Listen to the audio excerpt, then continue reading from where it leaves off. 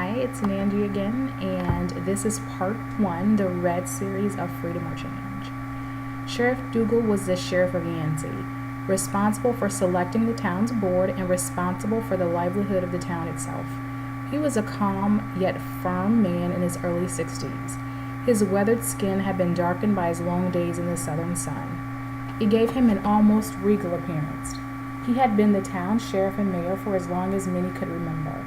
His job as sheriff kept him busy for most of the week, and although he rarely attended the elegant galas, the attendees and their not-so-modest actions were often on his mind.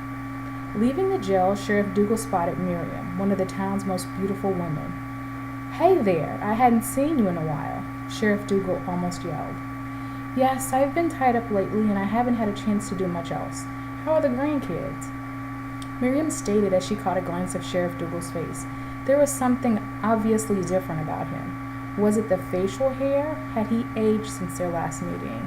She seductively walked towards the sheriff and placed her left hand on his right shoulder with a small tap. She gestured that the affection they once shared still lingered.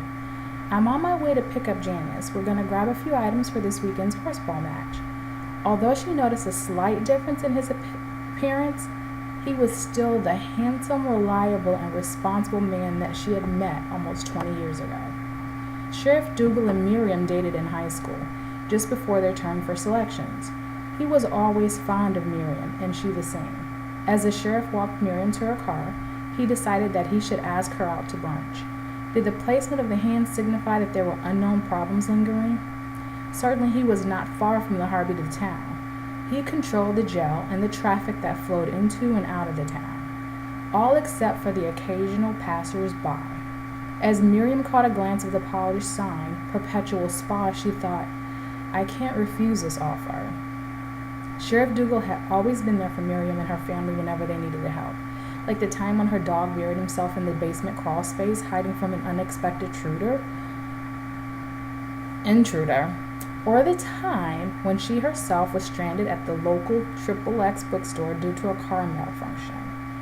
"Hey, there's a new restaurant opening in a week. Want to grab brunch?" Sheriff Dougal muttered, although he was still elated. He hadn't seen Miriam around town since her husband vanished a month ago.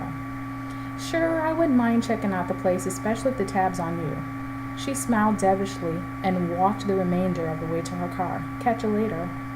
Miriam relaxed as she made the trip to Janice's home. Slowly pulling into the driveway, she noticed something weird. Janice's rose planters were missing. As much as Janice loved and cared for her roses, something had to be awry. She approached the front door carefully and debated if she should call Janice. She never called while in the driveway before, so she decided to unarm herself of the cell phone and just proceed with her normal routine. Buzz. The doorbell rang once, then silence. Buzz. Twice she rang the doorbell with no response. As she removed her cell phone from her purse, Janice opened the door. "Sorry, I was in the back. Timmy had an accident again." Miriam breathed a sigh of relief. She knew Janice well and applauded her efforts at single-handedly raising an orphaned, dyslexic child. In this town where she wasn't one of the chosen, it was a very difficult task. Although it was almost impossible, she was granted special permissions to care for Timmy as she was a surrogate, and Timmy's mother was assigned a servitude. However, in Janice's circle of friends, she was one of the chosen. For 16 years, she had served as nothing more than a womb for the wives that wished to have children but opted to forego labor and all that is associated with it. Looking at her marked body and tummy that would never show signs of her youthful appearance each night, she figured the last thing that she could do to bring some substantial meaning to her life was to adopt Timmy.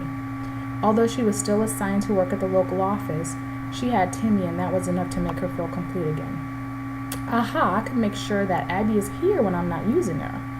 Miriam knew to ask such a thing of her patron help is frowned upon, but it was for a good cause. Besides, Abby has a deep love for children. It should have been her calling, but with the selections and all, it's unfortunate she wasn't able to live her life out as it should have been. But it has been very good for me and my family. Janice nodded. Miriam was right, so she willingly accepted the help as it was so offered. Maybe she could learn more about special needs children if nothing else. So they headed to the local market to purchase the supplies.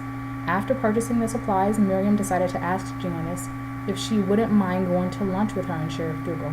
After all, it was just lunch, and his invite seemed a little out of the way. You care to do brunch with the sheriff and I this weekend?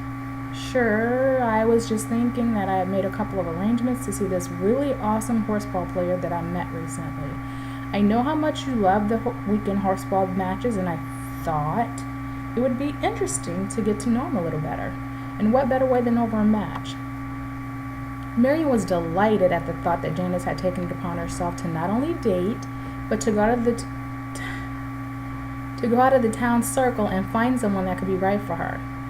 Call it what you like, Janice, but I think you may be onto something here. Fresh new blood may be just what this town needs to shake things up a little. And you know how I like to do a little shaking. The two laughed hysterically, as Miriam used to be quite the go-getter in her youth. Suddenly a depressing thought crossed Miriam. The town had for many years seen its share of tears and laughter. The chosen who were selected by the town's board were raised in their teen years to live a lifestyle of privilege on the backs of the town servants. And the others, like Janice, who somehow managed to fall in between, were granted the right to do as they pleased, but still with the approval of the town's board. So Janice and the others lived a lifestyle between the two, the chosen and the condemned. You know, I was quite shocked at the sheriff's proposal for lunch. He's always busy keeping things in line over at the jail and all. I feel sorry for the ones who have to keep the jail's revolving door open, but then again, I think that's a part of the federal funds that keep this town alive and breathing as much as it does. The thought of her life and the lives of those that were basically born to be incarcerated sickened her. The choice was not hers to make, and she felt lucky that she did not have to be anything other than a homemaker and a socialite, if she so chose. As the stores helped her through the remainder of the bags to the back of her F-250, she and Janice drove off, leaving nothing but dark pavement and the town's miserable thoughts behind her. That is a portion of Part 1, the Red Series. Stay tuned and I'll continue my reading.